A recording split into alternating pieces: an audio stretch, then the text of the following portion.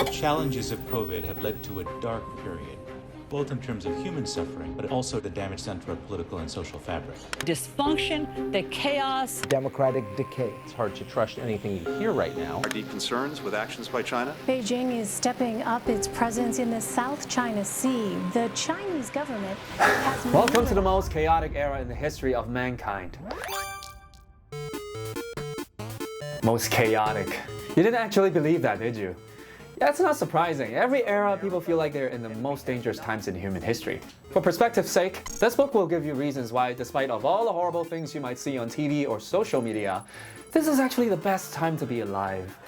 What does the trajectory of the world look like when we measure well-being over time using a constant yardstick?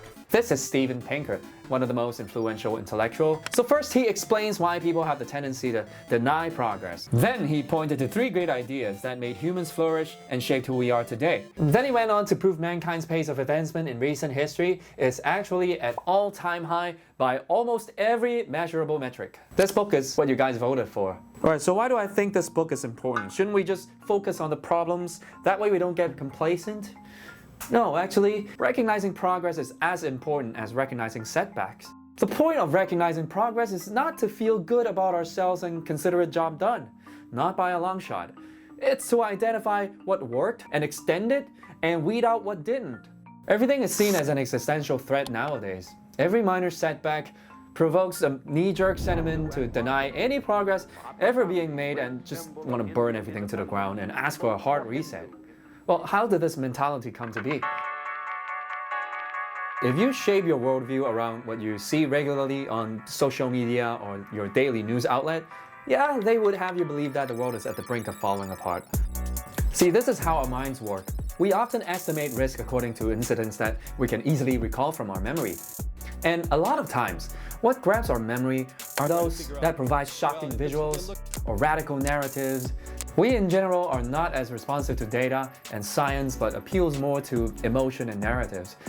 This, combining with the nature of news, is a big reason why we feel the world hasn't advanced at all. Apparently there's this cool technique known as sentiment mapping. It tallies with words that have positive and negative connotations, words like improvement, better, and crisis, worse. So this graph shows that the news coverage from New York Times has become glummer and glummer since World War II. And they're not alone. A wider sample of world broadcasts also showed a more and more depressing sign. Yeah, it's a depressing field to be in, media. But come to think about it, it's not necessarily the media's fault. For one, you could not expect media to report on things that did not happen, right? You don't see a reporter go, "Hello, I'm reporting live from the Twin Tower here. A terrorist attack did not happen today. I'll come back and check tomorrow." I mean, you will report on things that happen.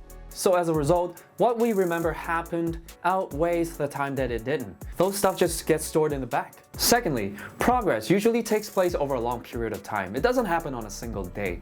So there was no Thursday of an October where poverty was eliminated. There's no grand ceremony.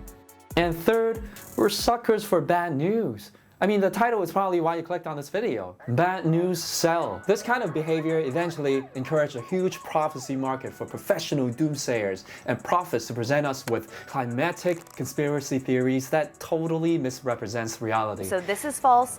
5G towers are not causing coronavirus. We created a culture that favors what's popular over what's real. The point here is not to say that everything is great, the world is perfect. No, let's get that straight. The fact that something is bad today doesn't mean it was better in the past. So how do we break this cognitive illusion? Well, according to Pinker, we need to bring back the virtues of the Age of Enlightenment. Quick history background here. If you've never heard of the Age of Enlightenment, you've at least heard of one of these dudes, right? I mean, they're the reasons why some of us failed in school. In addition, if it wasn't for them, we'd probably still be walking around with a donkey or with pots clanging on the sides. So, before Enlightenment, people used to believe that famines hit our village because one of you bastards forgot to pray before breakfast. Storms and floods were God's way of saying, "Petulant child, I will tolerate your insolence no more!" But then, something radical happened. People started to think, yeah, can you imagine? Dozens of human offerings, still no crops. I think we're missing something important here. I've got an idea. Maybe we can actually use our brain for once to enhance human flourishing. Use our brain, you say. What do you mean? Then the world was never the same. Three main themes emerged out of this intellectual movement. So as soon as you try to justify your position, you are appealing to reasons. Science, a conviction that the world can be understood by formulating explanations and testing them against reality. Humanism, the ultimate moral purpose is to reduce sufferings and enhance flourishing of mankind. In other words, be less of a dick face. So if all were done right, we've got human progress. Pinker drowns us with graphs after graphs to prove we've certainly made massive progress. I mean, this is a fun part of the book. Graphs. Alright, check this out. In the mid-18th century, the global average life expectancy was about 29 years. And that was due in large part by a vast number of kids who died before their 5th birthday. Well, to be exact, 1/3 of Swedish kids did not live to see their 5th birthday. The hell, Dad, you didn't get me a birthday present? Didn't think you'd make it, son. Thanks to sanitations, antibiotics, and other advancement in medicine and eradication of major diseases, child mortality dropped significantly, and this effect is global. Allied casualties in Normandy received the most expert medical care science can provide. 2 modern treatments, penicillin and blood transfusion, have cheated death in thousands of cases. So as a result of Enlightenment, most of us now can live to see our 71st birthday. I mean, countries from different continents are also showing the same trajectory. So here's another interesting graph. In 1700, a typical English adult male takes in roughly 2,200 calories per day. Then, the agricultural revolution brought an abundance of food. It was science and technology which made this happen, not by pleasing a god of crops by serving human beings in barbecue grills. Food has become so abundant that famines are nearly a thing of the past. This is the first time in history that more people are dying from obesity than from starvation. Wow, if that is not progress, I don't know what is. For the most part of human history, economic growth used to be a myth. You may not see the graph, but yeah, trust me, it's there. There'd be occasional blips and upticks, but nothing sustainable. So that is until the Industrial Revolution came.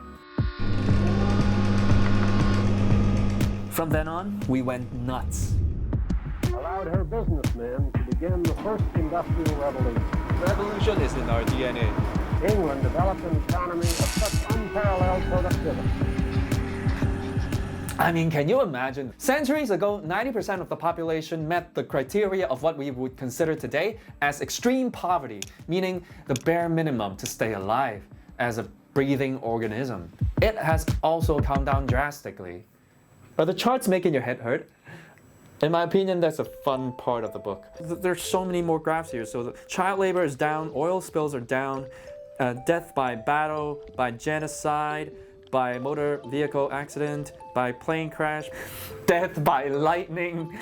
Well, they even have a chart for that. On the other hand, literacy is up, basic education is up, income is up, IQ, global well-being, happiness. I mean, they were not just blips, they were surges. These graphs are amazing.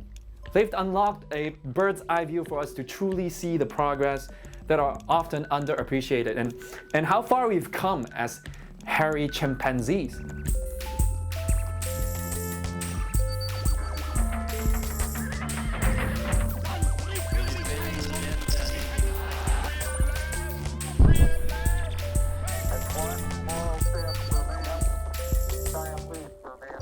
So this is not a motivational or positive book trying to ask you to look on the bright side, be optimistic. No, look on all sides.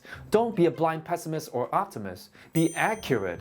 Avoid generalizing anecdotes. Why is this important? Because thoughtless, data-free pessimism causes us to make all kinds of unrealistic wrong decisions. For one, it encourages fatalism. Well, why waste money and effort on some lost cause? We're doomed anyways, right? Let's just drink ourselves to death. Why aim for zero carbon emission? Who cares? Haven't you heard? We're too late already. And two, radicalism, as mentioned before. The root of all problem is capitalism. We should definitely get rid of it entirely. So let me leave you with a quote from the book. As we care about more of humanity, we're apt to mistake the harms around us for signs of how low the world has sunk, rather than how high our standards have risen. I mean, 200 years ago, who would have thought with an ocean of knowledge and wisdom readily accessible at the palms of our hands would actually make us dumb? Enlightenment is still the path forward. I give this book a 4.5 nerds. Alright, that's it guys. If you're interested in short, thorough weekly book reviews and want to help grow this nerd immunity, simply click subscribe and the bell icon for notification. Place your ballots on future episode ideas on my Instagram and Facebook today. Also leave a comment. Did this book change your mind? And if not, what don't you agree with? This book was certainly quite controversial. I'll come back with another book review next week. See ya!